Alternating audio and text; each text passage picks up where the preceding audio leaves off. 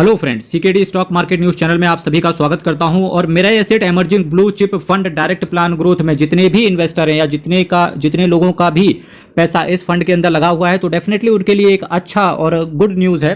तो सबसे पहले मैं गुड न्यूज़ पर चलने से पहले जो लोग नए जुड़ रहे हैं और जिन्हें नहीं पता कि ये फंड क्या है, तो फास्ट ट्रैक मोड पे एक बार इस म्यूचुअल फंड की पूरी तरीके से बात कर लेते हैं। मेरा asset emerging blue chip fund direct plan growth की बात करेंगे तो एमर्जिंग का मतलब होता है मिड और ब्लू चिप का मतलब होता है लार्ज कैप। तो इस टर्म से ही ये डिस्क्राइब हो रहा है कि ये एक लार्ज और मिड कैप कैटेगरी का एक कॉम्बिनेशन है।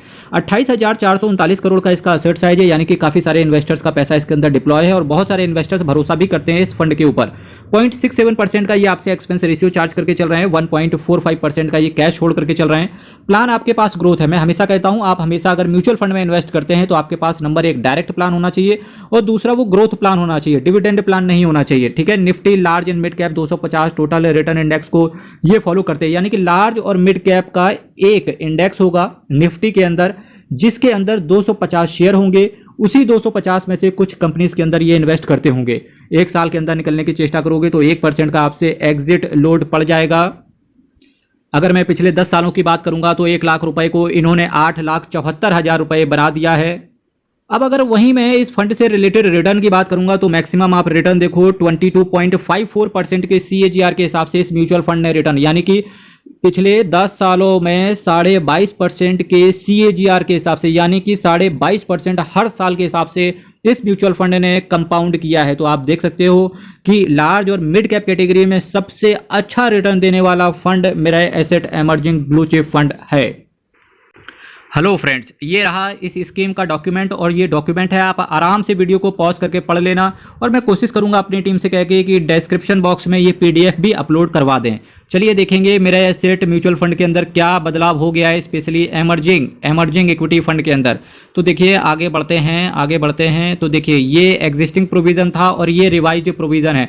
एग्जिस्टिंग प्रोविजन सबको पता है, मैं ऑल इन ऑल करके बात कर लूंगा। एग्जिस्टिंग प्रोविजन सबको पता है कि 1 महीने के अंदर एक पैन कार्ड से केवल 2,500 रुपए तक की ही SIP आप कर सकते थे। ठीक है, अभी रिवाइज्ड प्रोविजन ये हो गया है मेरे भाई कि अब आप एक महीने के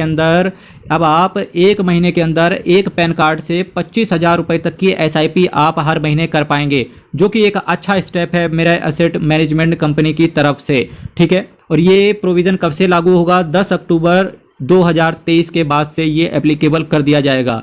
ठीक है, अगर आप 9 अक्टूबर 2023 को 25,000 रुपए डालने की कोशिश करेंगे तो आपका नहीं लेगा, लेकिन 10 अक्टूबर 2023 के बाद से अगर आप स्टार्ट करेंगे तो 25,000 रुपए तक की SIP आप आराम से कर सकते हो। एक बार ये पूरा डॉक्यूमेंट मैं आपको दिखा देता हूँ, ये देखिए। लेकिन अल्टीमेटली आप कुछ भी पढ़ेंगे, लिखा वही है जो मैंने आपको बताया। ठीक है, ज़्यादा आपको हेक्टिक लेने की जरूरत नहीं। फिर भी अगर आप पढ़ना चाहते हैं तो वीडियो को आराम से स्लो कर लेना और स्लो करने के बाद में ये पूरा डॉक्यूमेंट आप आराम से पढ़ लेना। मेरे एसेट मैनेजमेंट कंपनी की तरफ से ये सर्कुलर जारी किया गया है मेरे भाई। चलिए कुछ क्वेश्चंस और आंसर्स का जवाब ले लेते हैं। सबसे पहला जो क्वेश्चन मुझे यहाँ पर दिख रहा है, सैयद 1072 का मैसेज आया है कि सर क्या हम LIC का पैसा निकाल के म्यूचुअल फंड में लमसम कर सकते हैं? तो जी नहीं, आपको ये बिल्कुल नहीं करना चाहिए, क्योंकि जब आप पोर्टफोलियो को डाइवर्सिफाई करने की या असेट को डाइवर्सिफाई करने की चेष्टा करते हो तो देखिए आपका पैसा फिक्स्ड इनकम में भी होना चाहिए, इसके साथ साथ आपका पैसा रियल इस्टेट में भी लगा हो। और रियल इस्टेट की जब भी मैं बात करता हूँ तो आपके पास अपार्टमेंट के अंदर पैसा ना हो, आपका प्रॉपर लैंड के अंदर पैसा लगा हो, क्योंकि लैंड के अंदर ज़्यादा अच्छे से कीमत बढ़ती है। इसके बाद आपका पैसा अगर आप म्यूचुअल फंड्स में है तो म्यूचुअल फंड्स में पैसा होना चाहिए, और 2-4 अगर आप शेयर्स खरीद लेते हैं तो 2-4 शेयर्स में भी लॉन्ग टर्म के लिए पैसा होना चाहिए। साथ ही साथ गोल्ड में भी आपका पैसा होना चाहिए, वेदर गोल्ड ETF की बात करें या फिजिकल गोल्ड की बात करें, दोनों ही कन्वीनियंट है। फिजिकल गोल्ड के आप मजे भी ले पाएंगे, अगर आपके पास डीमैट में भी गोल्ड है तो भी कोई दिक्कत है नहीं। ठीक है, फिलहाल गोल्ड बहुत ज़्यादा गिर चुका है तो इसकी वजह से जिनको भी गोल्ड में इन्वेस्ट करना हो तो ये बेस्ट टाइम है, कर सकते हैं। देखिए सर क्या हम LIC का पैसा निकाल के म्यूचुअल फंड में? नहीं, ऐसा नहीं करना चाहिए। फिर भी अल्टीमेट डिसीजन आपको लेना है और आपकी फाइनेंशियल स्टेबिलिटी पर डिपेंड करता है कि क्या आप LIC का पैसा निकाल के अगर आप म्यूचुअल फंड में जा रहे हैं तो क्या आपके पास फिक्स्ड इनकम फिर भी बचेगी कि नहीं बचेगी। तो इस तरीके से आप अपना डिसीजन लीजिए।